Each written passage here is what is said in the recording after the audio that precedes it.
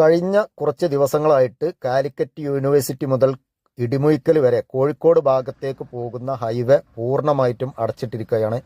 ദിവസങ്ങൾക്ക് മുമ്പ് പെയ്ത ശക്തമായ മഴയിൽ പഴയ സ്പിന്നിംഗ് മില്ല് നിന്നിരുന്ന ആ കുന്നിൻ്റെ ഭാഗം ഇടിഞ്ഞിട്ട് പുതിയ വർക്ക് കഴിഞ്ഞ് തുറന്നു കൊടുത്ത സർവീസ് റോഡിലേക്ക് പതിച്ചത് കാരണമാണ് ഇവിടെ താൽക്കാലികമായിട്ട് അടച്ചിട്ടിട്ടുള്ളത്.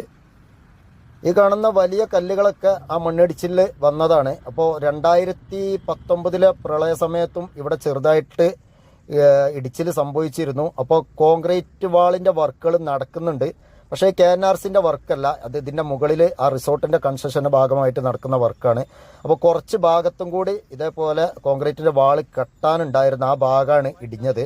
പക്ഷേ ഇത് പെട്ടെന്ന് പരിഹരിക്കാൻ പറ്റിയൊരു പ്രശ്നമല്ല, കുറച്ച് മാസങ്ങൾ എടുക്കാനുള്ള സാധ്യത ഉണ്ട്. എന്തായാലും കാക്കഞ്ചേരി വളവിലെ വർക്കുകൾ